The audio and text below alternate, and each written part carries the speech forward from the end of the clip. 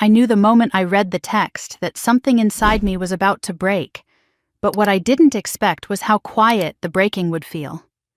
My phone lit up on the kitchen counter, and when I turned it over, the words sliced through me like a cold blade. "You're not invited to the wedding. It's a classy event." My sister didn't bother dressing it up, softening it, explaining it. Just a declaration, a dismissal. And right below it, like a final twist of the knife, was my mother's reply. A single thumbs-up emoji. An okay sign to cutting me out of the biggest event I had spent months funding. I stared at the screen until my vision blurred. Not because I was surprised. They'd been inching toward this cruelty for years, but because of how easy it was for them. How public. How proud. My hand didn't even shake when I typed back. Understood. I'll cancel the classy payments too. For the first time in 8 years, I didn't swallow my hurt.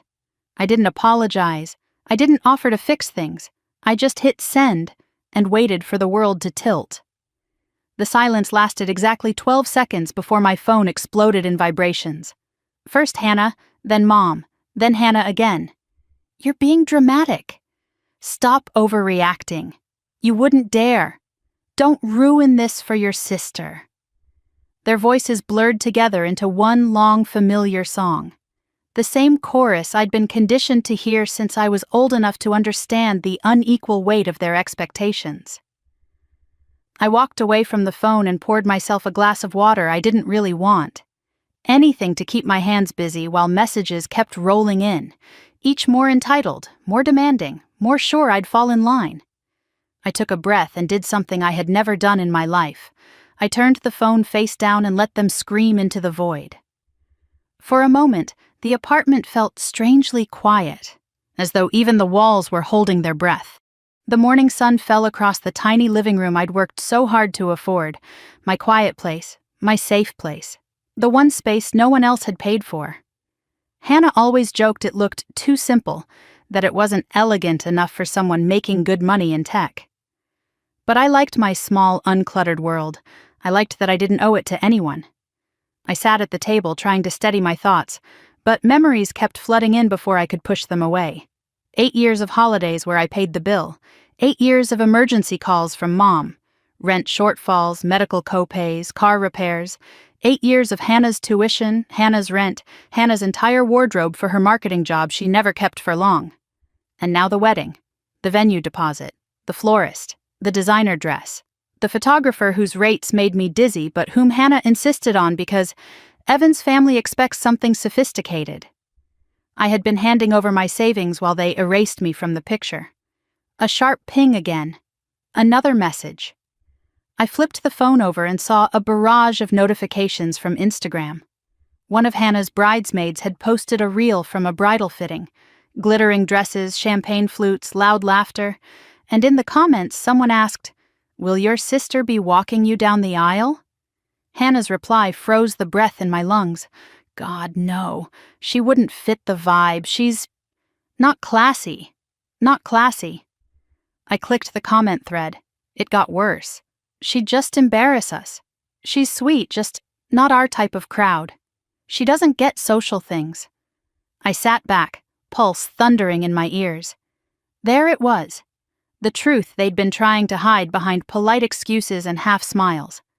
They weren't excluding me because space was limited, or because they misunderstood my schedule, or because weddings are complicated. They were excluding me because they were ashamed of me. Because in their eyes, I wasn't the right kind of sister, not pretty enough, not polished enough, not wealthy-looking enough, even though I was the one funding the entire event. I covered my face with both hands, but the tears didn't come. What washed over me wasn't sorrow, it was clarity, painful, burning clarity. This wasn't new. It was the same story told with different words. I remembered being 10 and handing Hannah my only birthday cupcake because Mom said, "She needs it more than you."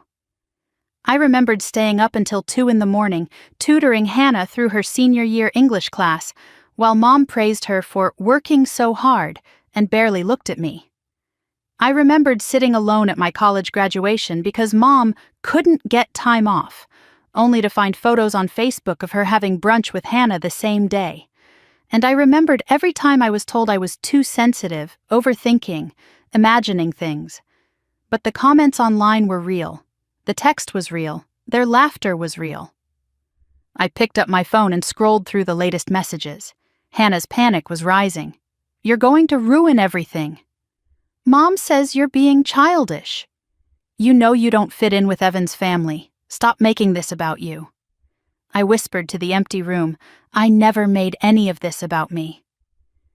The phone buzzed again, a call this time. "Mom." I let it ring out. Another call. I rejected it. When the third one came, I answered because I knew she wouldn't stop. Her voice hit me like cold water. "Lena, what is the meaning of this? Hannah is beside herself." "She told me I'm not invited," I said calmly. "So, I'm respecting her wishes." Mom scoffed. "You know how she gets when she's stressed. She didn't mean it." I almost laughed. "She put it in writing." Mom didn't miss a beat. "Well, she regrets it now, and you, of all people, should rise above petty insults." "Petty?" I repeated. "You agreed with her." "It was just an emoji," Mom snapped. "Goodness, you're dramatic. This wedding is important for our family's standing. Don't throw away years of work for a moment of hurt feelings." There it was again. The quiet confession of where I ranked. Family standing above my dignity. Hannah's future above my presence. Their image above my worth. I stared at the blank wall while Mom kept rambling, defending Hannah, lecturing me, reshaping the narrative so I came out selfish no matter what I did. But I wasn't 10 anymore. And this time, the guilt slid off me like water. "Mom," I said finally, "I've been paying for a wedding I'm not allowed to attend." The line went silent. Then she exhaled sharply. "Why does everything have to be about money with you? Hannah needs you. Family helps family." I closed my eyes. Family should respect family too. She didn't answer. I hung up first. My hands trembled, not with fear but with the strange electricity of making a choice I couldn't undo. I stood, walked to the window, and looked out at the city I'd built a life in by myself. A life they never congratulated me for. A life they happily drained dry. They thought I would bend. They thought I would apologize. They thought I would clean up whatever mess Hannah made because that was the role they gave me. The fixer, the wallet, the background character. But I had just stepped off that stage. And tomorrow, whether they were ready for it or not, the consequences of their choices would begin landing like falling dominoes. I woke the next morning to the sound of my phone vibrating across the nightstand, sharp, insistent, impossible to ignore. For a moment, I didn't remember what had happened the night before. Then the memory hit like a bruise pressed too hard. Hannah's text, Mom's emoji, my own response that felt like the first deep breath I'd taken in years. I reached for the phone, not out of hope, but out of resignation. I knew exactly what I'd find. 37 messages. Most from Hannah, 12 from Mom, and a few from numbers I didn't recognize. Likely bridesmaids who suddenly felt entitled to demand that I fall back in line. I didn't open a single one. I placed the phone face down again, letting the chain reaction unfold without me. Outside, the morning light filtered through the curtains, thin and quiet. A strange calm settled over me, the kind you feel when a storm has already destroyed everything it could touch. I got dressed, grabbed my bag, and drove to work like it was any other day, though the tension in my chest pulsed with every turn of the wheel. By the time I pulled into the parking garage, my phone had racked up another 17 messages. I turned it off completely. Let the world burn, I had work to do. Inside the office, everything was as it always was. Coffee brewing, keyboards clicking, my team laughing about something in the break room. For a moment, I let the normalcy soothe me. No one here cared about the wedding. No one viewed me as a bank account. No one measured my worth against social status or appearances. I was just Lena, senior data analyst, reliable and competent. But by midday, even the refuge of fluorescent lights and spreadsheets couldn't protect me. The receptionist buzzed my desk. "Lena, your mother is on the line. She's called 3 times. Should I tell her you're unavailable?" I swallowed hard. "I'll take it." The voice that burst through the phone was sharp enough to grate metal. "Lena, this is unacceptable. What do you think you're doing ignoring us like this?" "I'm working," I replied, "and there's nothing else to talk about." "Nothing to—" Mom cut herself off with an exasperated breath.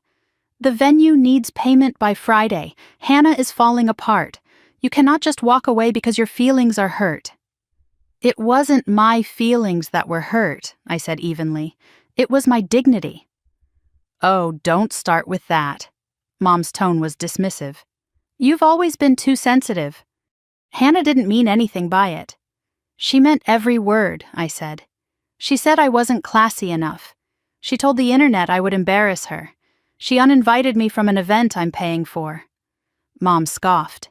"You're blowing this out of proportion. You know how Hannah is. She says things when she's stressed. It doesn't mean she doesn't love you." I laughed softly, without humor. "Love doesn't look like humiliation." Mom ignored that completely. "Family sacrifices for family. You're established. Hannah is just starting out. You should want to invest in her future." "I have," I said sharply, "for 8 years. College, rent, bills, clothes, emergencies, and now her wedding." "Well," Mom snapped, "that's what older siblings do." "That's what you taught me older siblings do," I corrected. "There's a difference." Her silence wasn't agreement, it was calculation. Finally, she said, "So what? You're really going to let the wedding fall apart because of one little comment?" "It wasn't one comment," I said. "It was a lifetime." Mom sighed dramatically. "You're making a scene, and you're making this about you." "I'm making it about fairness." "Oh, please," she scoffed. "If you cared about fairness, you wouldn't be punishing your sister like this." "I'm not punishing anyone," I said calmly. "I'm just done paying for an event I'm not allowed to attend." Her tone shifted, icy, cutting. "You will ruin this entire family with your selfishness." I closed my eyes. "Then maybe the family shouldn't rest on my bank account," she gasped, furious. "You listen to me." But I hung up. I didn't slam the phone down, didn't curse, didn't cry. I simply ended the call. And for the first time, I didn't feel guilty. The rest of the day passed in a fog. I completed reports, attended meetings, nodded along at conversations I barely absorbed. My mind kept replaying Mom's words. Selfish, dramatic, ruinous. Words she'd thrown like darts at me all my life. Words I used to believe. Words that now felt flimsy and transparent. When work ended, I drove home in silence. No music, no podcasts, just the hum of the wheels on the road and the faint beat of my heart shifting into a rhythm I didn't yet understand. As soon as I walked into my apartment, the quiet felt heavier. I dropped my bag on the couch and sat at the dining table, staring at nothing. Then, before I could stop myself, I reached for my phone and turned it back on. The messages flooded in instantly. From Hannah, "Please tell me you're not serious. Mom says you're being impossible. Do not ruin my wedding. You're making everything worse. You always ruin things. Why are you doing this to me?" Then from Mom, "Call me back immediately. This isn't negotiable. Fix this. You will regret this behavior." My hands didn't shake this time. I scrolled through each message like they belonged to strangers. When the phone rang again, I answered out of sheer exhaustion. Hannah's voice came through fast and frantic. "Lena, this is insane. You can't do this. The venue needs the second payment by Friday. Mom said you're being vindictive." "I'm not being vindictive," I said. "I'm respecting your wish. You don't want me there, so you don't need my money." Her inhale was sharp. "You're doing this on purpose, to hurt me." "You hurt me first." "Oh my God." Hannah groaned dramatically. "You're really going to play the victim?" "I'm not playing anything," I said. "I'm finally seeing things clearly." She scoffed. "You don't understand how weddings work, Lena. Evan's parents are old money. They expect things. They expect elegance. You showing up wouldn't match that." There it was. the quiet confession of how she truly saw me. "Then you should have planned a wedding you could afford," I said softly. Her silence this time was shock, not anger. "You're unbelievable," she whispered. "No," I said. "I'm done being unbelievable. I'm done being invisible. I'm done being useful only when convenient." Hannah tried again, desperation creeping into her voice. "Lena, if the wedding falls apart, then it falls apart. You'll ruin everything." "No," I said. "You ruined it when you excluded me." There was no screaming, no fight, just a long, empty pause before she hung up. I set the phone down and let the stillness settle over me. Outside, the sky had turned a deep lavender, the first stars peeking through the evening haze. I sat there watching them, feeling the enormity of what I'd done. For the first time in my life, I had chosen myself. And somewhere deep inside, beneath the fear and the ache and the exhaustion, something warm flickered to life. Small, trembling, but alive. The beginning of a boundary, the beginning of a backbone, the beginning of me. I was halfway through reheating leftovers for dinner when my screen lit up with a fresh notification from Instagram. I didn't want to look. Every part of me was tired of being reminded of a wedding I was apparently too ordinary to attend. But curiosity, or maybe old habit, made me tap the alert. There it was, a bright, glittering carousel, posted by one of Hannah's bridesmaids. "Final dress fitting for the Caldwell wedding," the caption read. A swipe to the next picture showed Hannah standing on a pedestal in a lace gown, chin lifted, smiling like the world adored her. In the comments, someone asked, "Will your sister be part of the ceremony?" Hannah replied within seconds, "Lena? Oh, please, she doesn't quite fit the vibe, lol." Fit the vibe. Another comment, "Aren't sisters usually bridesmaids?" Hannah again, "Some people just aren't classy enough for this kind of event." And then the laughing emoji, echoing the exact one Mom had sent in our group chat. The microwave beeped behind me, but I didn't move. My breath felt stuck somewhere in my chest, not painful exactly, more like numbness masquerading as calm. I scrolled further, and the more I read, the worse it became. "She'd make everyone uncomfortable. She's sweet, but not exactly elegant. Can you imagine her trying to talk to Evan's parents?" A tiny tremor ran through my fingers.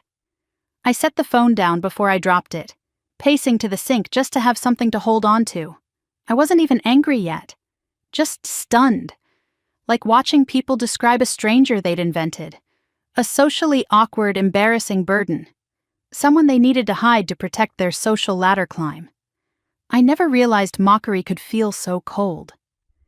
I picked up the phone again, scrolling with the detached fascination of someone watching a slow-motion car crash. A reel auto-played, a live-stream clip I hadn't seen before. Hannah and her bridesmaids sipping champagne, laughing as they showed off accessories for the big day. And then Hannah's voice, clear and careless. "If Lena came, she'd show up in flats. She doesn't know how to dress for anything fancy." The room erupted in laughter. I felt something in my stomach twist, tight and hot, but my face stayed dry. No tears. Just a sharp, hollow ache that spread through my chest. I exited the app, needing air, needing silence.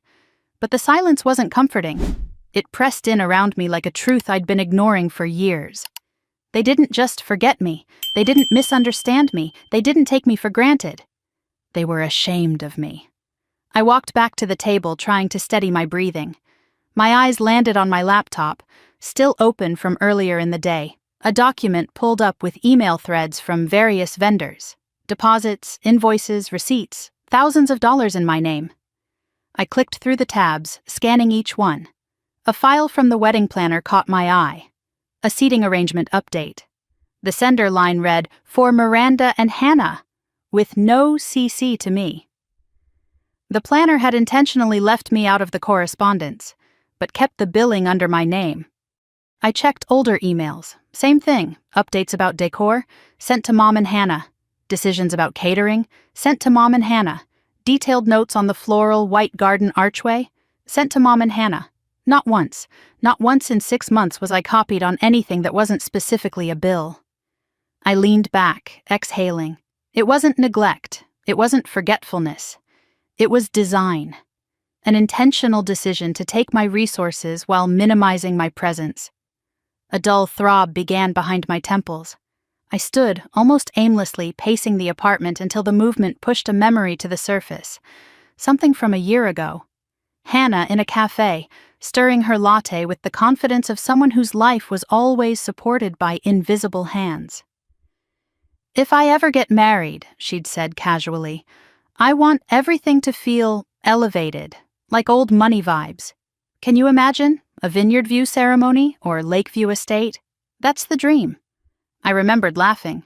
"You know those places cost as much as a full year's rent, right?" She rolled her eyes.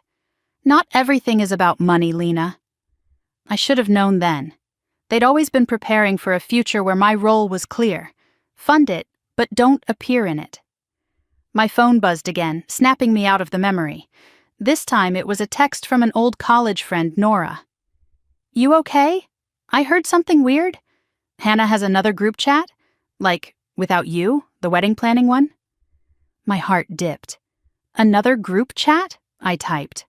Nora replied almost instantly. "Yeah, someone sent me a screenshot. They call you the boring sister in it." I swallowed. "Can you send it?" A moment later, the screenshot appeared. Hannah, "Do not tell Lena details. She'll make everything awkward." Bridesmaid, "Agreed, LOL." Mom, "Let's keep her out of the planning. Less stress." Hannah, "She's not the type for classy events anyway." There it was. In writing.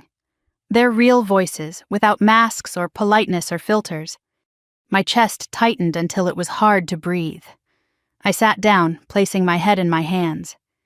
A decade's worth of rationalizations collapsed under the weight of a few sentences. All the times I assumed they were busy. All the times I believed, "You know your sister didn't mean it." All the times I excused Mom's favoritism as, "You're just more independent." No, it wasn't that. It was never that. The truth sat heavy in my stomach. They valued Hannah, and they used me. I don't know how long I sat there before the knock on my door startled me back to the present. My heart jumped, dread pooling in my gut. I approached quietly, looking through the peephole. "Mom," I should have expected it.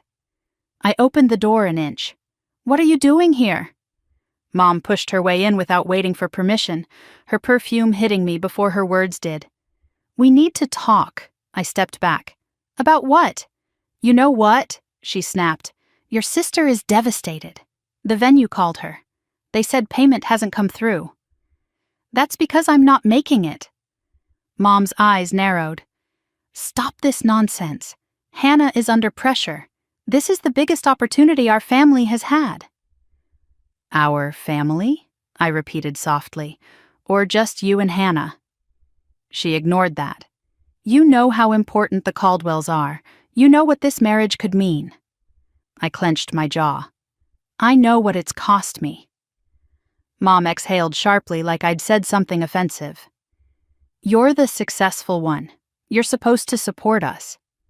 "No," I said. "I was supposed to be your daughter, not your income." Her expression flickered, just for a second, with something like surprise, but it hardened instantly. "Are you really going to throw away your sister's future because you want attention?" A bitter laugh escaped me. "Attention? I don't want attention. I want respect." Mom scoffed. "You always twist everything into an attack. You always pretend everything isn't one."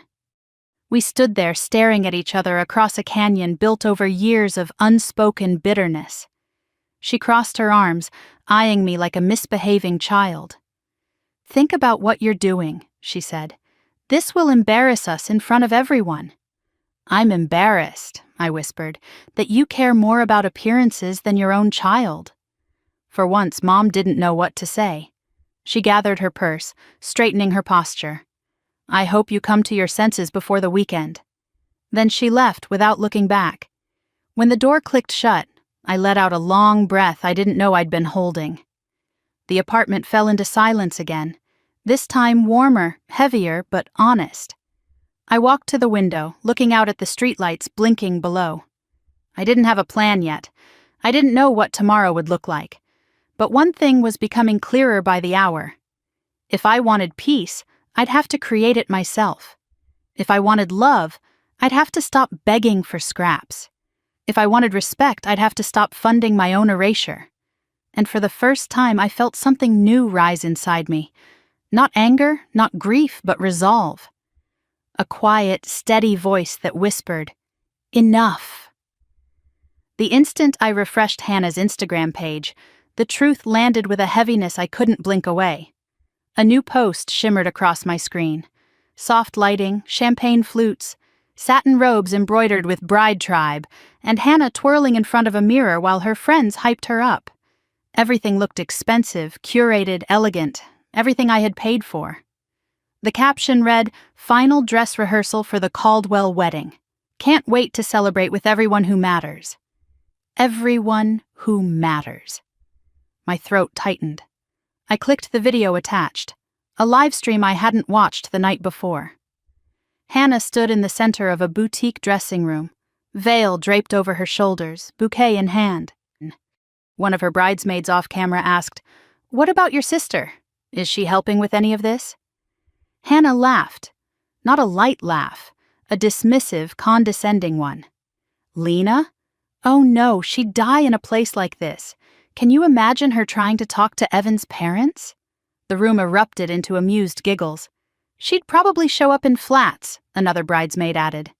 Hannah shook her head, smirking. "Exactly, this is a classy event. Not whatever vibe she brings." The comment section below reflected the same cruelty. "She isn't bridesmaid material. Some people just aren't meant for high-end weddings. Good for you for keeping the drama out." Drama. They meant me. I locked my phone, but the silence in the room seemed to echo their voices, overlapping until my chest felt too tight to breathe. I pressed my palms to the table, bowing my head for a moment. I wasn't sure which hurt more, their insults or the realization that none of this was new. They'd been saying things like this for years. Only now, it was public. After a moment, I forced myself to breathe and opened my laptop. I wasn't sure what I was looking for. Answers, proof, something to ground myself. What I found instead was worse. A wedding planner email thread sat open in one of my tabs. The subject line read, "Updated details for the Carter-Caldwell ceremony. Sent to Miranda Carter and Hannah Carter, not me." I scrolled. Notes about decor changes, seating arrangements, timeline adjustments, a revised budget. My revised budget. Then at the very bottom, "Thank you, Lena, for covering the premium upgrade last week." The planner had meant to send that line only to Mom and Hannah. The email was forwarded to me by mistake. My stomach churned. Even the planner understood my role, payer, not participant. I clicked through older emails. It repeated again and again, plans and decisions shared between Mom and Hannah, invoices sent to me. My phone buzzed. "Nora, hey, I don't want to stir anything, but did you know there's another family group chat, the one they used to plan the wedding? Without you?" My fingers froze. "No, why?" Nora sent a screenshot. Not from gossip, not twisted, just raw, unfiltered cruelty. "Mom, Lena doesn't need to be involved, it'll complicate things." Hannah, "Agreed, she'll make everything awkward, she doesn't fit the aesthetic." Bridesmaid, "Best to keep her out of the planning, Lowell." Mom again, "Less stress overall." I stared at the screen until the words blurred. I knew my mother preferred Hannah. I knew she saw me as the responsible one, the steady worker bee meant to support the hive but never shine. But seeing it written out, calculated exclusion, cut deeper than anything they'd said to my face. I closed the laptop and let myself sink into the couch. My mind wandered, uninvited, to the last time I remembered Hannah speaking about me with pride. I was 12, she was 8, and she'd told her friend on the playground, "My sister is the smartest person ever." She'd said it with wide-eyed admiration. That little girl was gone, replaced by someone who measured love by social standing and deemed me unworthy. My phone buzzed again, this time a call. Mom. I didn't pick up. Not yet. Instead, I stood and walked to the kitchen sink, splashing cold water on my face. My reflection in the window looked tired, but there was something new there too, something harder, something done. When my phone finally fell silent, I returned to the table. A new email had come through from the wedding planner. My pulse thudded as I opened it. Hi, Miranda. Hi, Hannah. Just confirming the premium package Lena paid for has been successfully logged. I almost laughed. Not classy enough to attend, but classy enough to fund the entire production. I sat back, staring at the email. Everything inside me pulled taut, then snapped into focus. I wasn't dramatic. I wasn't overreacting. I wasn't imagining patterns that didn't exist. They never wanted me included. They only wanted my money. And now, they didn't even have the decency to hide it. A knock jolted me from my thoughts. I wasn't expecting company. My heart skipped. Then I looked through the peephole. Mom. Of course. I opened the door just enough for her to slip inside. She pushed past me without waiting, like she always did, her coat still in hand, perfume trailing behind her. We need to talk, she announced, as if I hadn't spent the last 24 hours drowning in the words she and Hannah had thrown my way. I crossed my arms. About what? Mom spun to face me, eyes sharp, lips tight. Your sister is in tears. She says you're canceling payments the venue called. They said you haven't paid the next installment. Correct, I said. She blinked, stunned by my calm. Lena, don't be ridiculous.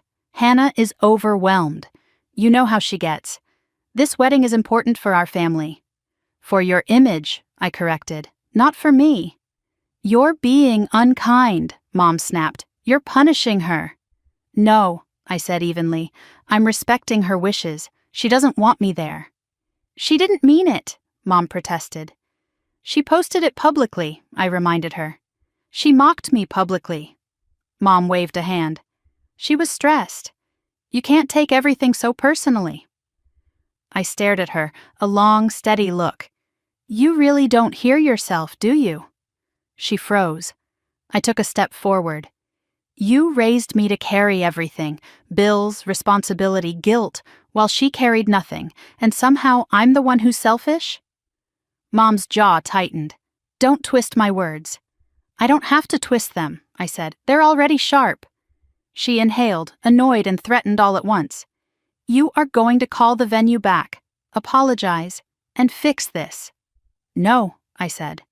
Her eyes widened. What did you say? I said no. Silence dropped between us like a stone. You're making a terrible decision, Mom said finally. This will embarrass us. I shook my head. No, what's embarrassing is being used by your own family and pretending it's love. Mom opened her mouth but didn't speak. She stood frozen in the doorway, stunned that her authority, her lifelong control over me, had hit a wall for the first time. I walked to the door and opened it. Good night, Mom. She stared at me, as if waiting for me to blink first. I didn't. After a long moment, she stepped outside, her expression tight with disbelief. As the door closed, the quiet wrapped around me again. But this time, it didn't suffocate. It felt like a beginning. I returned to the laptop, eyes drifting toward the list of vendors. Instead of fear, I felt clarity, resolve, strength I didn't know I had. Tomorrow, I would make the calls they never believed I'd dare to make. And for once they would learn what it felt like when I didn't save them. I woke the next morning before my alarm, eyes wide open in the dim light. No racing heart, no dread. Just a strange, quiet certainty pulsing through me. The same text from last night sat in my notifications like a bruise I kept pressing. You're not invited to the wedding. It's a classy event. And Mom's emoji seal of approval right under it. I stared at the message one last time before locking my phone and setting it aside. If they didn't want me there, then they didn't need my money there either. I brewed coffee, letting the bitter smell fill my apartment. My hands still trembled a little, but not from fear. More like adrenaline, the kind that comes right before you finally walk away from a fire you've been standing in for years. I sat at the kitchen table, the list of vendors pulled up on my laptop, my cursor hovering over the first number. For 8 years I had paid without question. Rent, tuition, repairs, emergencies, this wedding, always the responsible one, the sensible one, the one who picked up the slack while Hannah chased whatever dreams Mom inflated for her. But today, I wasn't the family's invisible wallet. Today, I was done. I dialed the number for Lakeview Estate, the most expensive venue within a 100-mile radius, Hannah's dream location, secured with my signature and my account. A soft chime on the other end, then a cheerful voice answered. Lakeview Estate, this is Christine. How may I assist you? This is Lena Carter, I said. I'm the primary payer on the Caldwell-Carter wedding account. I'd like to cancel all future payments effective immediately. There was a beat of silence. Then, all future payments?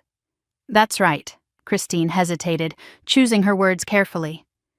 You do understand this may affect the bride's reservation date? There is a waiting list.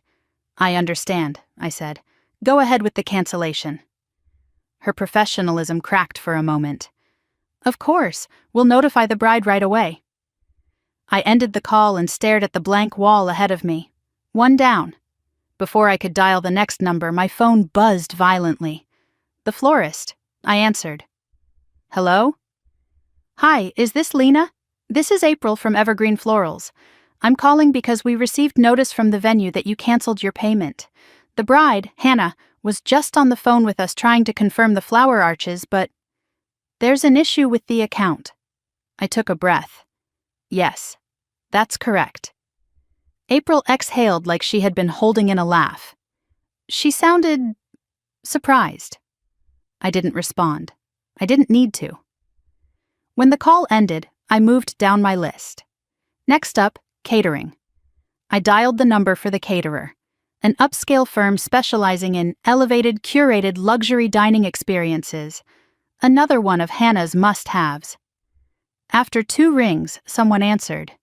Silver Plate Catering, this is Drew. This is Lena Carter. I need to cancel the seafood tasting menu and all pending payments for the Caldwell-Carter wedding. Drew cleared his throat. All of them? Yes. All right, I'll update the system. The bride will be notified. I could practically hear him raising an eyebrow. I hung up, pulled in a slow breath, and moved to the photographer, then the DJ, then the bridal spa appointment I'd never been invited to. One by one, the charges that drained my savings disappeared from my responsibility. With every cancellation, the knot of anxiety in my chest loosened another inch. By midday, a strange feeling settled over me. Not guilt, not fear, but liberation. For the first time in years, I wasn't bracing for the next demand. I wasn't worrying about how to stretch my paycheck. I wasn't bending myself backward to make someone else's dream easier. My phone buzzed on the table again. I didn't look immediately. I let it ring twice before turning it over. Mom. Of course, I answered. What do you think you're doing? Mom snapped. No greeting, no pause. The venue called Hannah in a panic. They said you canceled the payment. Are you trying to humiliate us? No, I said calmly. I'm honoring her wishes. Don't be smart with me, Lena. Hannah is devastated. She's been in tears all morning. You know how she gets when she's overwhelmed. She said I wasn't invited, and that I wasn't classy enough. Oh, for heaven's sake, Mom scoffed. You're still upset about that? It was a joke. You're blowing everything out of proportion. Mom, she said it in front of her friends. She said it online. She didn't mean it. And even if she did, does it matter more than your sister's future? There it is, I whispered. What? Mom demanded. The part where her life matters more than mine. Mom bristled. Stop twisting my words. The wedding is important for our family's standing. The Caldwells expect... I don't care what the Caldwells expect, I said. And apparently they don't expect to meet Hannah's embarrassing sister, so this works out for everyone. Mom inhaled sharply. Listen to me. You will pay the balance today. Do you understand? No. For a moment there was silence. Pure, incredulous silence. What did you say? Mom's voice was low, dangerous, the voice she used when I was 8 and dared to push back on something she'd decided. I said no. You're making a fool of yourself, she hissed. This is childish. This is selfish. This is overdue. I heard her breath hitch, just barely. You will ruin this entire wedding. It's not my job to save a wedding I'm excluded from. You're being dramatic, she snapped. No, I said, I'm being done. I hung up before she could respond. The room felt still in a way I almost didn't trust. I leaned back in my chair, closed my eyes, and let the weight of that single syllable settle into my bones. No, I had said it. I had survived it. And nothing collapsed around me. Not the ceiling, not my job, not my world. An email notification pinged on my laptop. I opened it. Dear Lena, this message confirms the cancellation of the premium upgrade you financed. Please direct any future inquiries to the bride or her mother. I laughed softly. Not out of joy, but out of disbelief that I had allowed myself to be trapped in this dynamic for so long. My phone buzzed relentlessly over the next few hours with frantic messages from Hannah, alternating between rage, pleading, threats, and guilt-tripping. I can't believe you'd do this. You're ruining my life. You owe me. Mom says she's never been more disappointed in you. We need you. Stop being dramatic. Fix this right now. I didn't answer a single one. By evening, the sun dipped low behind the trees outside my window, casting long shadows across my living room. I sat on the couch, legs pulled up under me, watching the light fade. My laptop still sat open on the coffee table, the vendor list glowing like a scoreboard. For the first time in my entire adult life, I had chosen myself over their demands. And the world didn't end. I felt tired, but in a clean, honest way. Like the exhaustion after tearing down something heavy that was never meant to be carried alone. My apartment felt a little bigger. The air felt a little lighter. And somewhere deep inside, beneath the tremors of lingering fear, something steady was forming. Freedom, boundaries, self-respect. 3 things I'd been told I didn't need. 3 things I had just claimed. Tomorrow the real fallout would come. The calls, the screaming, the manipulation, the panic, the scrambling, the spectacle of watching a wedding built on lies collapse without the foundation of my wallet holding it up. But tonight, I finally let myself rest. Because tomorrow, I wouldn't be their safety net anymore. And it was about time they learned how to stand without me. I called the bank the next morning before I even brushed my hair, still half awake, still wrapped in the numb fog of everything that had happened. The representative confirmed what I already feared. Yes, Ms. Carter, there was an attempted transfer of $12,000 from your investment account. It was initiated online with saved credentials. Saved credentials. Credentials Hannah once had access to, because I trusted her. Because I believed helping family meant giving without question. Because I never imagined she would cross a line like this. I didn't authorize it, I said quietly. We've blocked the transaction, the representative assured. But we recommend changing all passwords and enabling higher security. My throat tightened. Thank you. When I hung up, I sat there on the edge of my bed staring at the wall.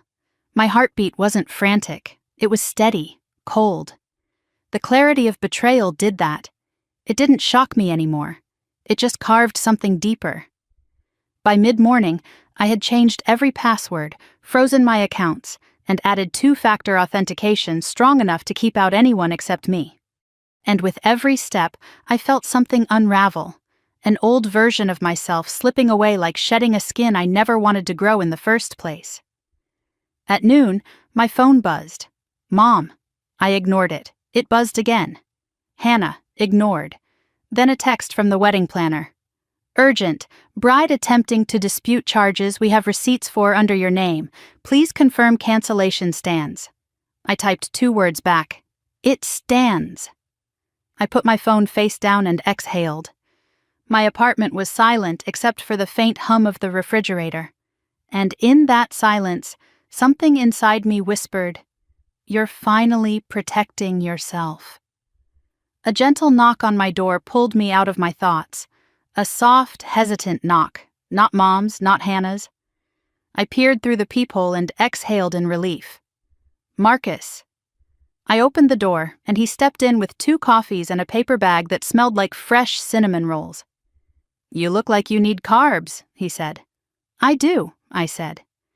And for the first time that day, I laughed. We settled at my small dining table. He didn't ask anything at first. Marcus never forced pain out of me. He let it rise on its own. After a few minutes of sipping coffee, he finally spoke. "So," he said gently, "what's the damage today?" I told him. "About the attempted transfer. About Mom showing up last night with her twisted justifications. About Hannah's collapse into public panic. About the truth finally clawing its way through every lie they'd built." He listened quietly, jaw tightening with each detail. When I finished, he asked the question I least expected. "How do you feel?" No one had ever asked me that. Not Mom, not Hannah, not anyone in my family. The question cracked something inside me. I stared at the coffee swirling in my cup, unable to meet his eyes. "I feel stupid," I whispered. "Like I let this happen, like I enabled it." He leaned forward instantly. No, don't you dare blame yourself." "It's hard not to," I murmured. "I gave them everything. I said yes to everything. I made it easy for them to treat me this way." "You made it easy to love you," he corrected. "They chose to use you. That's on them." I swallowed hard, blinking rapidly. "Why does that feel even worse?" "Because you're human, Lena," he said softly, "and because betrayal never comes from strangers." The words hit me so deeply I had to look away. We sat in silence for a moment before he reached into the paper bag and slid a cinnamon roll across the table. "Eat," he said. "Emotional conversations require sugar." I smiled weakly and took a bite. When I finally looked up, he was watching me with that steady, protective expression he always had when life fell apart in my hands. "You know," he said, "this is the first time I've seen you draw a line with them." "It feels horrible," I admitted. "It feels horrible because it's new," he said, "not because it's wrong." I opened my mouth to respond, but my phone buzzed again, vibrating aggressively against the table. I sighed and flipped it over. It wasn't Mom. It wasn't Hannah. It wasn't a vendor. It was an unknown number. A moment later, a voicemail notification appeared. My stomach twisted. I put it on speaker and pressed play. "Hi, Lena. This is Evan." Marcus raised a brow. The voice continued. "I don't want to push, but I think we need to talk. I just found out something, and I think you deserve to know before it gets worse." I glanced at Marcus, who mouthed, "What now?" The message wasn't done. "Hannah told my parents you refused to help because you're unstable. She said you've always been jealous of her, and that she caught you trying to sabotage the wedding planner. My parents didn't believe her, but they asked me to get the truth from you directly." My jaw dropped. He added softly, "I'm sorry she dragged you into this again. Call me when you can." The message ended. For a moment, the room was silent. Then Marcus let out the slowest, most controlled exhale I'd ever heard. "She's unraveling," he said, "and she's trying to drag you down with her." I rubbed my forehead. "Of course she is." "Are you going to call him back?" "I don't know," I admitted. Marcus leaned back.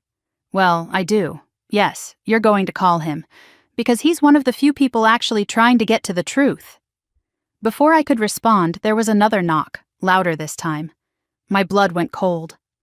Marcus's expression hardened. "Stay here." He walked to the door, looked through the peephole, then sighed. "It's your mom." Of course it was. Before I could tell him not to open it, the knocking grew sharper, more frantic. He unlocked it but didn't move aside. Mom stood there, hair frazzled, eyes swollen, breathing hard, not angry, desperate. "Is she here?" she asked, trying to push past him. Marcus blocked the doorway. "Calm down." "Where is she?" Mom snapped. "My daughter is in crisis and she caused it." I stepped into view. "Mom." Her eyes locked onto mine. "You need to fix this." There it was. The same demand, the same expectation, the same dismissal of my pain. "No," I said quietly. She froze. "What?" "No." Her mouth fell open. "Lena, this isn't a game. Hannah, she's not well. She's saying things. She's trying to survive the fallout of her own lies," I said. "And you're trying to make that my responsibility." "That's what family does," Mom shouted. "No," I said again. "That's what you taught me family does. Real family doesn't demand sacrifice. Real family gives too." Mom didn't speak for several seconds. Her breathing grew shallow. She wasn't angry anymore. She was terrified. "Lena," she whispered, "if Hannah loses everything, I don't know what she'll do." I swallowed. "You mean," I corrected softly, "you don't know what you'll do, because your world revolved around her wedding, around impressing the Caldwells, around pretending we were something we couldn't afford to be." Mom's face crumpled, not in shame, in panic. For the first time I saw the truth. She wasn't afraid of losing Hannah. She was afraid of losing the illusion of status she'd clung to for years. "I'm not fixing this," I said gently. "I'm not cleaning up the mess." Mom stared at me, trembling. "Then who will?" Hearing those words, those helpless words, almost broke me. Almost. But I stayed steady. "You," I whispered, "and Hannah. Together. Without me." It was the first time my mother ever looked at me like someone she didn't know, like a stranger, and that alone told me everything about the relationship we'd had all my life. Marcus closed the door softly after she left. He turned to me. "You okay?" I exhaled shakily. "I don't know." But deep inside, beneath the ache and fear and exhaustion, one truth pulsed like a heartbeat. I was free, and freedom, real freedom, was terrifying and beautiful and painful and necessary, even if I had to walk through every shattered piece to reach it. Evan was already seated when I walked into the quiet cafe, hands clasped tightly on the table, eyes fixed on the door as though he'd been waiting for this moment far longer than a single night. He stood when he saw me, polite even in confusion, and offered a small, strained smile. "Lena?" he asked, as if confirming I was real. "Yes." I sat across from him. "I figured you had questions." He exhaled slowly. "More than I know how to ask." For a moment, neither of us spoke. The hum of the espresso machine filled the silence, along with the soft chatter of early customers. Then Evan leaned forward. "I didn't even know you existed." The words weren't accusatory, just stunned. I nodded. "I gathered that." "She told me she was an only child," he said quietly. "For 2 years. That's what I believed." His voice held genuine hurt, and for the first time, I saw him not as Hannah's fiancé, but as another person blindsided by her curated world. "What did she say happened between you?" he asked. "That I cut contact," I answered. "That I wanted nothing to do with her, or the family, none of which is true." Evan rubbed his forehead. "None of this makes sense." I folded my hands together. "Then let me tell you everything. From the beginning." So I did. I told him about supporting Mom and Hannah for years, paying Hannah's tuition, then her rent, then every emergency she and Mom created. I told him about the wedding expenses, the deposits, the upgrades, the florist, the catering, all quietly routed through my accounts. I told him about being excluded from the planning even as the bills kept coming. I told him about the texts, the Instagram comments, the humiliation, the dismissal. Evan didn't interrupt once. When I finished, he leaned back slowly, like he needed physical distance from the truth. His face had gone pale. She told my parents her mother was covering most of the wedding expenses, he said, that they were a traditional family who took pride in contributing. I shook my head. It was me. He stared at the table. She said you didn't come around because you struggled socially, that you didn't like crowds, that you didn't want to participate in high-pressure family events. My jaw tightened. She says I'm awkward a lot, if that helps. Evan looked pained. I thought she was protecting your privacy. I let out a quiet laugh. She was protecting herself from embarrassment. He didn't deny it. He didn't try to soften it. He simply absorbed it. Then he touched the folder I'd placed on the table, printouts of invoices, receipts, bank records. May I? He asked. I nodded. He flipped through each page slowly, eyes widening as the numbers added up. You paid for everything. Not everything, I corrected. Just most things. He swallowed hard. She told me you refused to help, that you were jealous, that you were trying to sabotage the wedding. I stared at him, stunned. Sabotage? Evan closed the folder gently. I don't think I've ever felt this foolish. It wasn't your fault, I said softly. Hannah has always been very good at managing appearances. He nodded, bitter understanding dawning on his face. My parents asked her last night why she hid her family, why she never brought you up.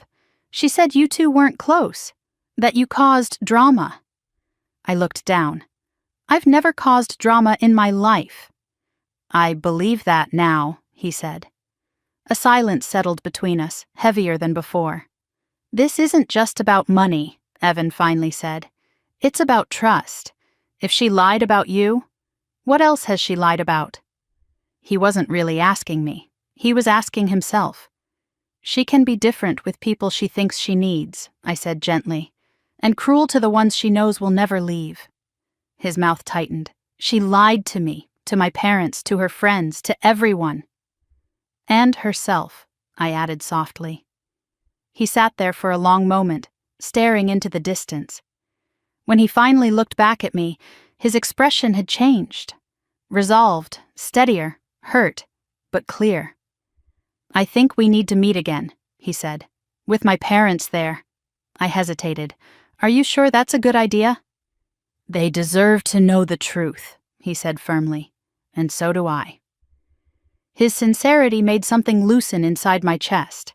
Not relief exactly, but the sense that I wasn't crazy. That someone finally believed me without twisting the narrative into something ugly. We stood to leave. Evan paused before walking away. Lena, I'm sorry, he said quietly. Not just for what Hannah did, but for not knowing about you sooner. I didn't know how to respond, so I simply nodded. That night, while I was heating soup on the stove, my phone buzzed. I almost ignored it, but something compelled me to look.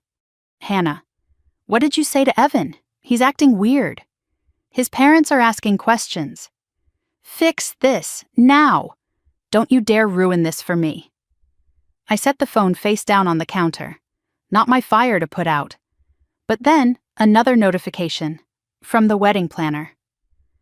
Urgent. Bride is claiming cancellation was due to jealous behavior from sister. She is attempting to reverse charges. Please advise. I let out a slow breath. Of course she was. Of course she'd rather spin a narrative about my instability than admit she'd betrayed the one person keeping her fantasy afloat. I finished dinner but barely tasted it. My thoughts were already spiraling to what tomorrow would bring. Meeting Evan's parents, explaining the past, exposing years of lies. I wasn't excited or triumphant. I was simply bracing. Because once the truth reached the Caldwells, nothing, absolutely nothing, would ever be the same for Hannah. When the night grew late and the apartment settled into its quiet hum, I stood by the window and whispered to myself, this wasn't the explosion. This was just the spark. A pounding knock rattled my door just as the sun was slipping behind the buildings, turning my apartment gold and quiet. I froze, heart thudding, because I already knew who it was. No one else knocked like that, sharp, impatient, entitled. I opened the door an inch. Mom pushed her way inside without waiting. "What did you tell the Caldwells?" she demanded, breath ragged, hair windblown like she'd rushed straight from the car to my hallway. I shut the door behind her. "Hello to you too." "Don't play games with me, Lena." She spun around, eyes wild. "Evan's parents called. They spent 2 hours interrogating Hannah last night. They're talking about postponing the wedding. Do you have any idea what you've done?" I folded my arms. "I told them the truth." Mom's face tightened. "The truth," she repeated mockingly. "Your version of it." "That I've been paying for a wedding I wasn't invited to?" I asked calmly. "Yes, that version." She scoffed, pacing like a cornered animal. "You know Hannah lashes out when she's overwhelmed. She didn't mean what she posted." "She meant it enough to write it publicly." I walked past her into the living room, giving myself space. "And you meant your emoji." Mom threw her hands up. "It was just an emoji. You're being dramatic, Lena. This is also convenient," I cut in. "The way everything I feel is always dismissed as exaggeration." Her jaw snapped shut. I stared at her. "You two treated me like a problem to contain, like an obstacle, or worse, like a wallet. I'm done pretending I don't see it." "That's not fair," Mom shouted. "Everything I've done has been for this family." "For Hannah," I corrected. "Always for Hannah." Her nostrils flared. "You're jealous." I laughed once, a sharp sound. "Jealous? Of what? Being mocked, manipulated, hidden?" Mom went quiet. Not defeated, but calculating. She always shifted when she realized pure anger wouldn't win. Then she switched tactics, just like she had my whole childhood. Her shoulders slumped, her voice softened, her eyes glistened. "Lena, sweetheart, Hannah's wedding is our one chance. Don't you want our family to have stability? Respect?"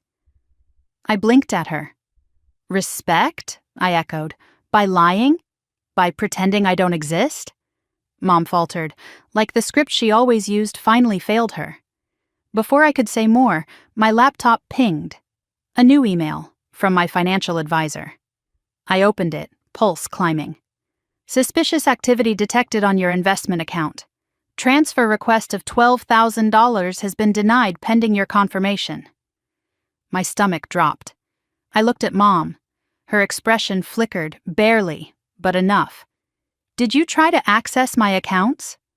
My voice was low, steady, dangerous. She scoffed too quickly. "Don't be ridiculous. I don't even know your passwords." The lie hung in the air between us. Because Hannah did. Hannah had used my card information for years to help speed up the payments. She must have memorized more than I realized. I stepped back. Unbelievable. Mom's face hardened again, relief gone. "If you hadn't cut us off, no one would have needed to take desperate measures." "Desperate measures?" I echoed. "Stealing from me is desperate measures?" She looked away, breath sharp. There were so many things I could have screamed, so many truths that had gone unsaid for decades. But all the fury inside me condensed into one quiet sentence. "You never saw me as part of this family, just as someone who could carry it." Mom flinched, a rare, honest flinch. I moved to the bookshelf, needing something to hold on to, and saw the corner of a folder sticking out of her purse. Maybe it was instinct. Maybe it was 20 years of knowing that Mom hid things. Either way, I reached for it before she could stop me. She lunged forward. "Lena, don't!" But it was too late. I slid the papers out and froze. It was a life insurance document. My father's. Dated 18 years ago. Beneficiary, Lena Carter payout. $28,000 dispersed to Miranda Carter. A buzzing sound filled my ears. I didn't know if it was the room or my heartbeat. "You took this," I whispered. "You took money Dad meant for me." Mom's voice rose sharply. "We were drowning after he died. You have no idea what it's like raising 2 kids alone." "You didn't raise 2 kids," I said. "You raised one daughter and used the other." Her lips parted, a small gasp, a blink of panic before anger replaced it again. The frustration of being seen too clearly. I had to do what was best, she said. Hannah needed opportunities. She needed support. She needed more than I did, I interrupted. Mom threw her hands out. You were always fine, independent. I didn't have to worry about you. That's not love, I said quietly. That's neglect. Mom's mouth fell open, stunned into silence. It lasted only a breath. Then her face twisted. Don't talk to me like that. I sacrificed everything for this family. No, I said. You sacrificed me. She staggered back as if slapped. I didn't raise my voice. I didn't cry. I didn't beg for her to understand. Something inside me simply settled. Mom, I said softly, I owe you nothing. And whatever version of me you think you get to control, that version doesn't exist anymore. Her eyes hardened into something brittle and furious. You're making a terrible mistake, she said, voice trembling. You're choosing strangers over your own family. I put the folder back into her hands. No, I'm choosing myself, for the first time. Mom stared at me, chest rising and falling like she was holding back another scream. But she didn't scream, she didn't plead, she just stood frozen, unable to find a version of the story where she won. She walked to the door, pausing with her hand on the knob. You'll regret this, she whispered. I already regret staying silent for so long, I said. She left, slamming the door hard enough to rattle the frame. I sank onto the couch, the folder still warm in my hands. My father's name stared up at me, written in ink that somehow still felt fresh. I pressed the paper to my chest and inhaled shakily. For the first time in months, maybe years, the tears came. Slow, quiet, but real. Not because I felt broken, but because I finally understood how long I'd been holding the pieces together alone. And somewhere in that grief, another truth bloomed. If they could betray me this deeply, maybe it was time I learned who I was without them. The restaurant Evan chose was quiet, elegant, the kind of place with warm lighting and thick tablecloths. Nothing like the spaces where Hannah performed her curated life. I arrived right on time, nerves humming under my skin, but when the hostess led me toward the back of the dining room, I forced my spine straight. I wasn't the one who needed to explain myself tonight. Evan stood as soon as he saw me. His parents, Margaret and Charles Caldwell, sat on either side of him, both composed, both watching me with the kind of polite interest reserved for unexpected guests in their carefully arranged world. Lena, Evan said softly, thank you for coming. Of course, I replied, though I wasn't sure it was true. I took my seat. A waiter came by, poured water, disappeared. Silence settled like dust. Finally, Margaret leaned forward, her eyes sharp in a way that didn't feel unkind, just observant.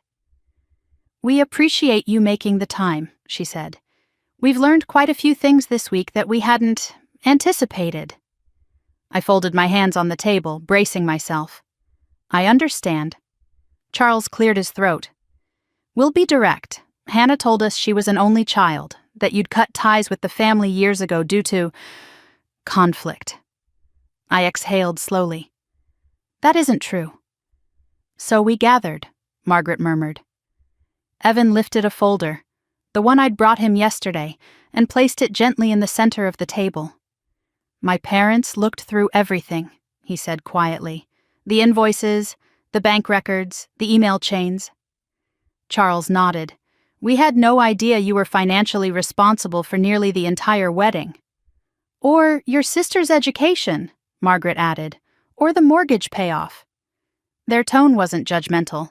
If anything, they sounded confused in a way that made my throat tighten unexpectedly, confused because generosity like mine didn't align with the story they'd been told. I kept my voice steady. I supported my family for years, sometimes because they needed it, sometimes because they expected it, and sometimes because, well, that's the dynamic they raised me into. Margaret exchanged a glance with her husband. Charles cleared his throat. We're trying to understand why Hannah would hide that. The question wasn't simple, but the answer was.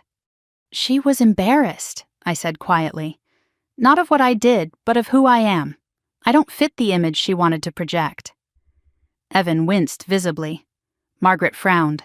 I saw the comments on Instagram. A pause. They were unkind. Unkind was such an elegant, gentle word for it. Still, I nodded. And I saw your mother's responses as well, she continued. The laughing emoji. The dismissive tone. The calm in her voice made the humiliation feel sharper. I looked down at my water glass. I don't think my mother ever intended for me to have a place in that wedding. Or in that world, Evan added quietly. No one spoke for a moment. The waiter approached, but we waved him off. I didn't know what they wanted from me. Explanation, apology, justification, reassurance. I just knew I didn't want to keep carrying the weight of every lie Hannah had told, so I told the truth. My dad died when we were kids, I said. After that, Mom struggled. She leaned on me a lot, even when I was still in high school. And with Hannah, well, she was the golden child, pretty, social. Everything Mom wanted to present to the world. I was the steady one, the one who could handle things.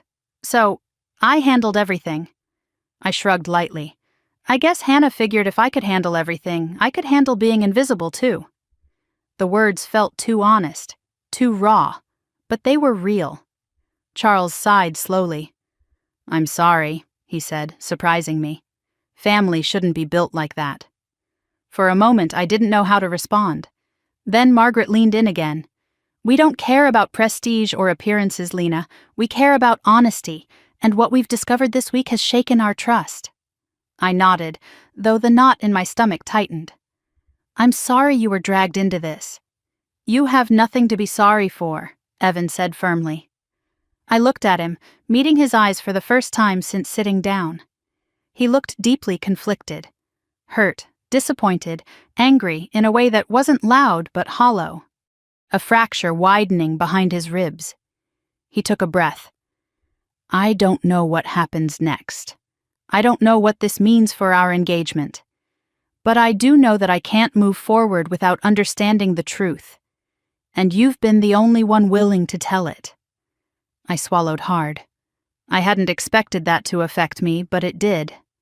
Margaret nodded thoughtfully.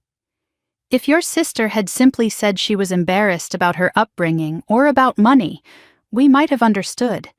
But to erase family? To lie so effortlessly? She shook her head. It reflects deeper issues. Charles looked at Evan. Son, you know how we feel about integrity. Evan nodded. I do.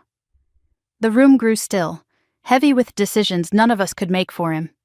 He turned to me again. Lena, is there anything else we should know? Anything Hannah might try to spin? I hesitated. Mom's attempt to access my investments, the hidden insurance payout, the years of manipulation. But some truths weren't mine to hand them. Not yet. Not like this. I chose the gentlest version of the truth. Just be prepared for Hannah to defend herself by attacking me. It's her default. But every document I gave you is factual. Every payment is traceable. Every exclusion is documented. Evan nodded slowly. Thank you. The conversation softened after that. We talked about my job, my apartment, my father. Things that felt strangely personal to share with people I hardly knew, yet somehow safer than sharing them with my own family. At the end of the meal, Margaret placed her hand on mine, warm, firm, kind. For what it's worth, she said softly, you seem like someone any family should be proud of. The compliment hit a tender part of me I didn't know was exposed. I managed a quiet, thank you. Outside the air was crisp, the sky brushing into evening blues and purples. Evan walked me to my car. I'm sorry again, he said, for all of it.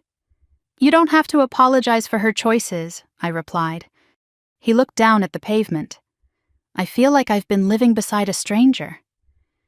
I didn't have anything comforting to offer, so I simply said, truth always comes out. It's painful, but freeing. He nodded, though there was pain in his eyes. Take care tonight, Lena. You too. As I drove home, the reality of the evening settled over me like a weighted blanket. I had spoken my truth. They had listened. And tomorrow, things would break open even further. When I stepped into my apartment, the quiet met me like an old friend. I kicked off my shoes, sat on the couch, and let out a breath I hadn't realized I was holding. My phone buzzed. Hannah. Where were you tonight? Answer me. Why did Evan's parents say they met you? What did you say? You are ruining my life. If my engagement ends because of you, I'll never forgive you. I didn't respond. Instead, I turned off my phone. Then I leaned back, closed my eyes, and let a single startling truth settle into place. For the first time in my entire life, I wasn't the one trying to fix what someone else broke. And I wasn't responsible for putting Hannah's world back together. She'd have to face the truth herself, whether she forgave me or not. That morning, the first sign something had shifted came from the silence. For weeks, my phone had been a nonstop storm. Calls, texts, missed calls, voicemails, accusations, guilt trips, demands. But when sunlight crept across my bedroom wall, my phone didn't vibrate, didn't blink, didn't scream for attention. It simply lay there, quiet. I almost didn't want to touch it, afraid the peace might dissolve the second I looked. But habit won. I reached for it, unlocked the screen, and stared. 32 missed calls from Hannah, 6 from Mom, 12 from an unknown number that I suspected, correctly, was the wedding planner. But no new messages this morning, not yet. The storm had paused. The eye was here. I slipped the phone into my pocket and got ready for work. My reflection in the mirror surprised me, not because I looked different, but because I looked like myself, someone I hadn't seen in years, someone whose shoulders sat a little higher, someone who no longer flinched at her own name. By the time I reached the office, the quiet had followed me like a thin veil, light, fragile, but present. I settled into my desk, hoping for one normal day. Just one. But fate, or whatever cosmic force enjoyed irony, had other plans. My direct line rang. The receptionist's voice whispered through the receiver. Lena, I think you need to come to the lobby. Why? She exhaled in that way people do when they hope you won't blame them. Your mother is here, and your sister.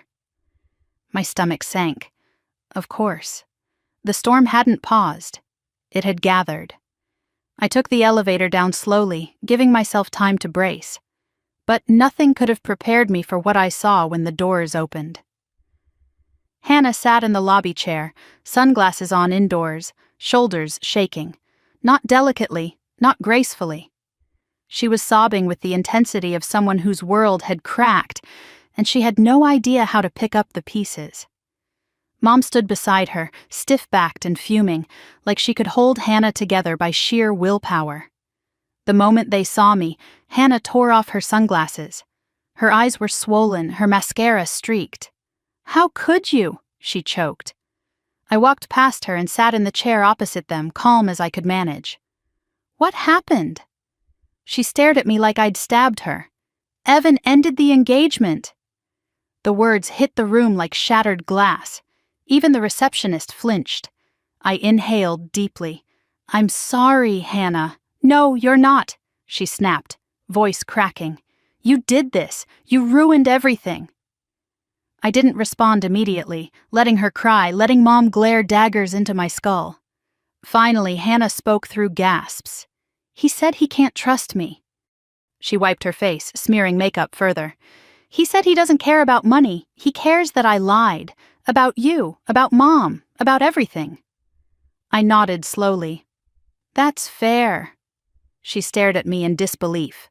Fair? Fair? Lena, he left me. He said he needs time apart to think about whether he even knows who I am. That sounds honest, I said quietly. Hannah slapped the arm of her chair in frustration.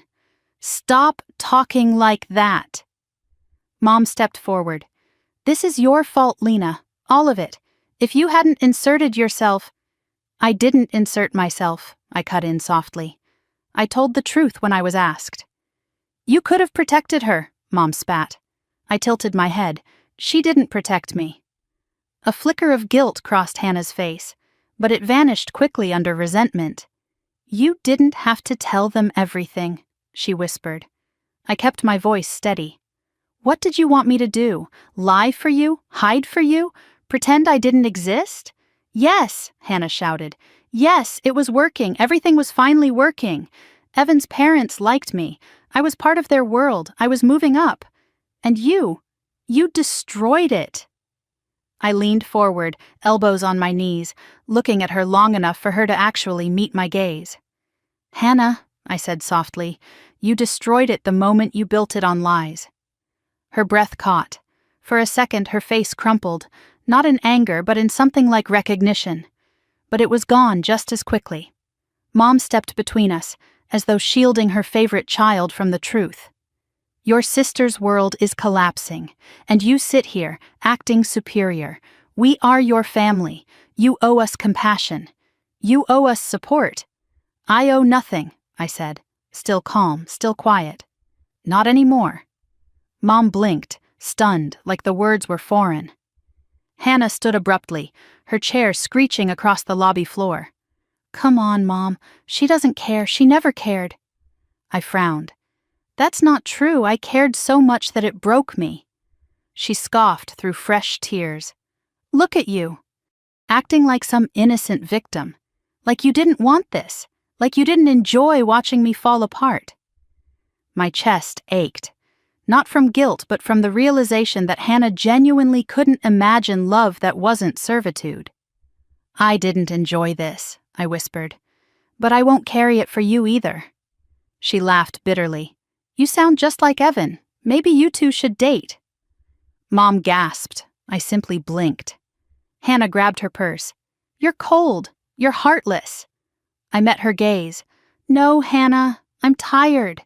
She stared at me, breathing hard. Something inside her wavered, anger fighting grief, resentment fighting shame.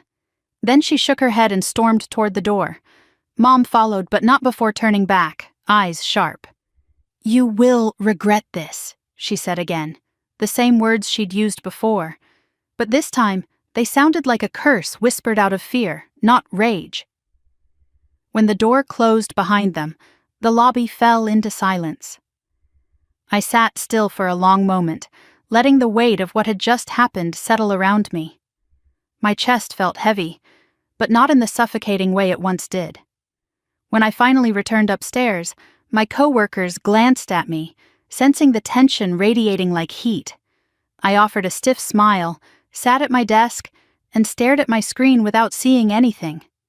My world hadn't collapsed, but Hannah's had, and Mom's had, and part of me wondered if, by tearing away the safety net, I had pushed them into a spiral they weren't ready to face alone.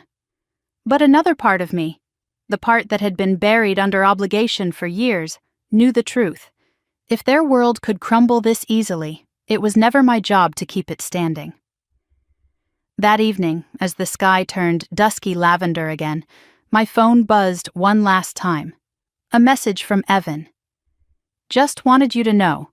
None of this is your fault. Thank you for being honest. I hope you're doing okay. I set the phone down, closed my eyes, and let the quiet fill me.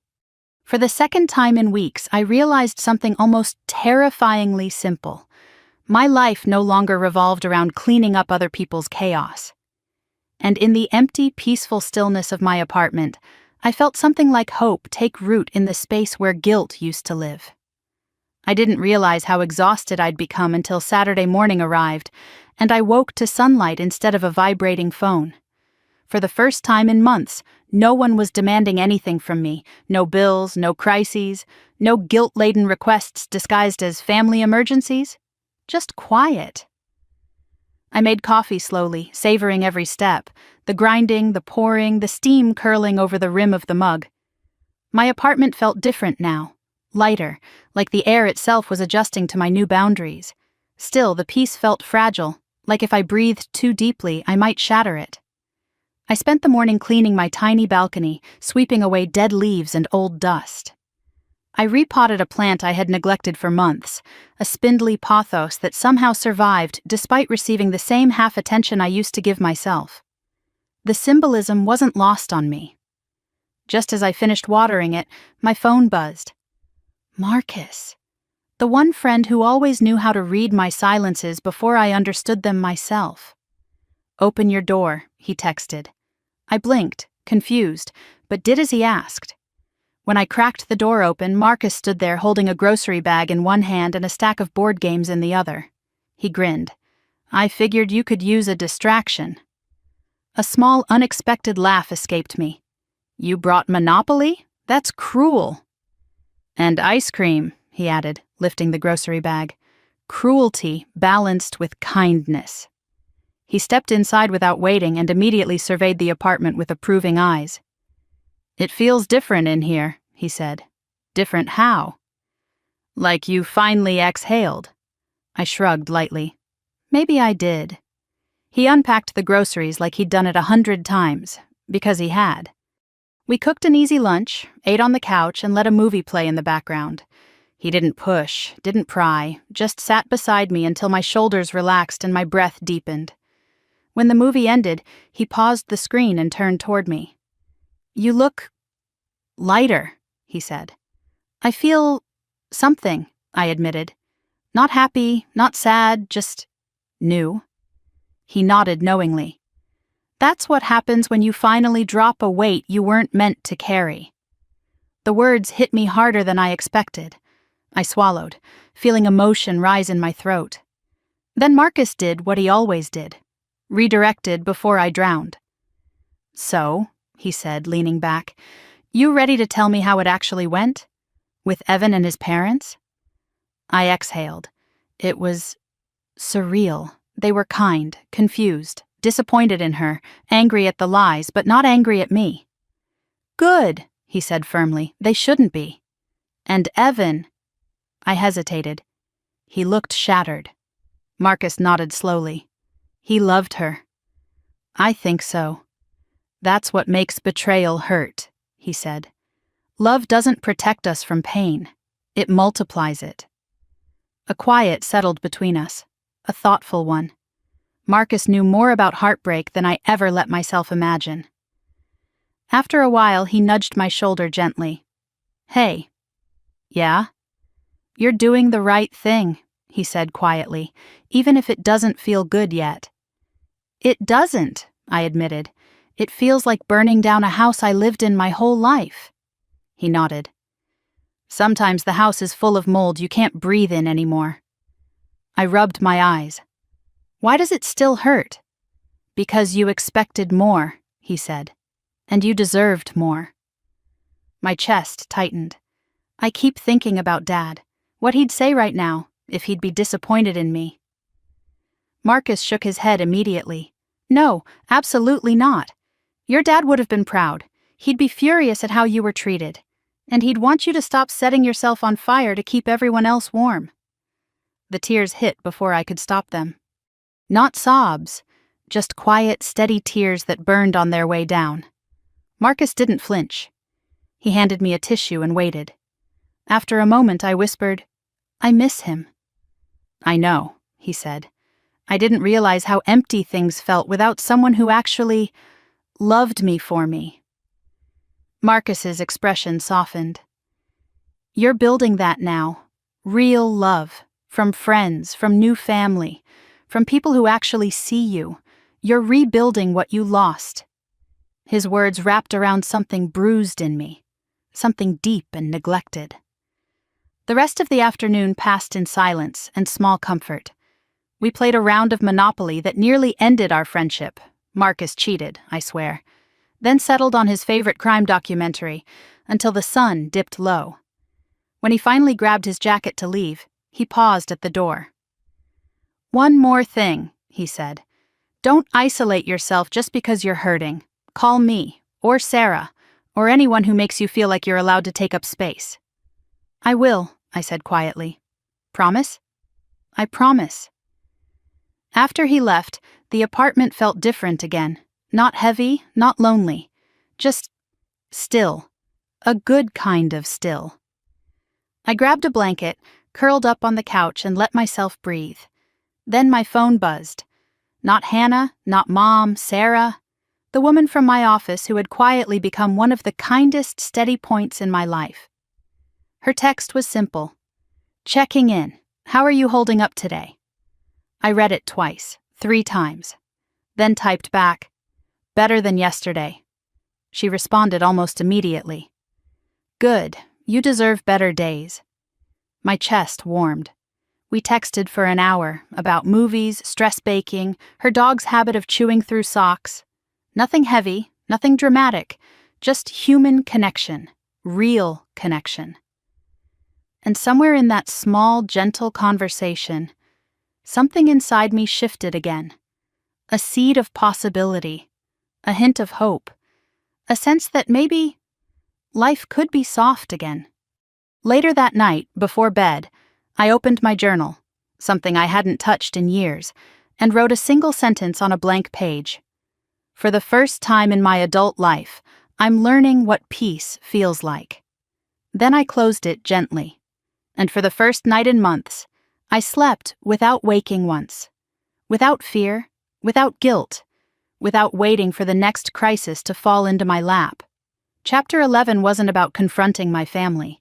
It was about confronting myself, and realizing I was finally becoming someone I wanted to know. The trees outside my window had begun turning to amber and rust, their leaves fluttering across the sidewalk like quiet reminders that seasons change, whether we're ready or not. I stood at the stove stirring cranberry sauce, something I'd never made from scratch before, when the realization hit me. This was the first holiday I had ever planned for myself. Not for Mom, not for Hannah. Not because I was expected to, because I wanted to. Thanksgiving at my place. How strange. How impossible it would have sounded a year ago. And yet here I was, calm, steady, barefoot in my own kitchen, watching steam curl above a pot that smelled like cinnamon and new beginnings. Sarah arrived first, carrying a beautifully uneven homemade pie and smiling like she'd brought the sun with her. I wasn't sure if it would set, she said, laughing as she handed it to me. But I figured even if it collapses, it's still edible. I touched her hand softly, lingering 1 second longer than necessary. It's perfect. She didn't pull away. Then the doorbell rang again, Marcus and his wife, bringing laughter, wine, and a board game. He swore we wouldn't fight over this time. My cousins trickled in next, arms full of food and easy warmth. My Uncle Robert brought old photos again, determined to help me rebuild the parts of childhood I'd only half remembered. And finally, just as I was lighting candles on the dining table, a hesitant knock. Hannah stood in the doorway. No dramatic makeup, no expensive coat, just a simple sweater, red eyes, and a tentative smile that looked painfully unfamiliar on her face. "Hi," she whispered. I nodded softly. "Hi." She stepped inside like she wasn't sure she was allowed to. She held a dish with both hands, a lopsided pan of cornbread. "I made this," she said. "It's the only recipe I didn't mess up." I smiled. "It smells great." She exhaled with visible relief. For the first time in years, she didn't act like a princess entering her kingdom. She walked in like a person entering a space she hoped she could earn a place in. Mom arrived last, lingering on the threshold even longer than Hannah. Her hands clutched a dish wrapped in foil, a sweet potato casserole, my dad's favorite. When she finally met my eyes, hers weren't sharp or demanding. They were tired, and something else.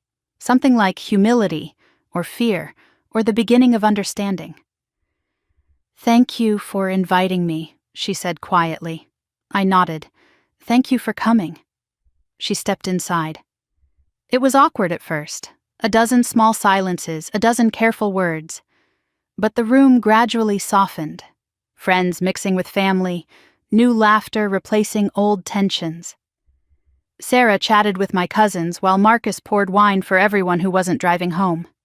My uncle told a story about my dad that made me smile in ways I hadn't since childhood. And slowly, almost cautiously, Mom and Hannah drifted closer. To me, to each other, to the table where something like reconciliation simmered alongside the food. When we finally sat down, 12 people around a table meant for 8. I looked at the mismatched chairs, the slightly uneven plates, the candle that kept flickering like it was laughing at us. And I felt something warm bloom deep inside my chest. This wasn't perfection. It wasn't a curated social stage. It wasn't a family polished for public approval. It was real, messy, human. Mine. I raised my glass. "I'm grateful," I began, my voice steadier than it had any right to be, "for everyone here. This year hasn't been easy. It's been painful and confusing and messy, but it taught me something I never expected to learn." All eyes were on me, even Mom's, even Hannah's. It taught me the difference between obligation and connection, the difference between being needed and being valued, and it taught me that family isn't the people who demand from you, it's the people who grow with you. The room was silent in the softest, most respectful way. I swallowed, emotion thick in my throat. Thank you all for being here, for choosing to be here, for helping me start something new. "To new beginnings," Uncle Robert said, lifting his glass. We clinked, we ate, we laughed, we slipped, we apologized, we navigated. Little by little, the edges softened. Later, as the night wound down, Hannah drifted toward me near the window. The city lights reflected in her eyes, making her look younger than I remembered. "I need to say something," she whispered. I waited. "I'm sorry, Lena. For the wedding, for the lies, for everything." Her voice cracked. "I didn't realize how much I hurt you because I never looked at you. Not really. I only looked at what you could do for me." I felt that land in my chest, heavy, raw, but true. "I'm trying to change," she continued. "I'm seeing someone, a therapist. She's making me face things I don't want to face, things about myself, about Mom, about us." I nodded gently. "That's good, Hannah." She wiped her eyes. "I miss you. I want us to have something real, someday." A softness touched me then. Not forgiveness, not yet, but the possibility of it. "We can start slow," I said. Her relief was palpable. Mom approached next, hesitant, almost frightened. "Lena," she began, "I know I've made mistakes." I looked at her, letting her speak. "I favored Hannah. I leaned on you too much. I know that now. I didn't see you were hurting because I didn't want to look. And I'm sorry." It wasn't much, but it was more than she had ever offered. "We'll figure it out," I said quietly. She nodded, eyes glassy. When everyone left, casserole dishes empty, candles burned low, laughter still echoing faintly, I stood alone in my apartment, surrounded by the remnants of a holiday that felt like a new chapter rather than a painful reminder.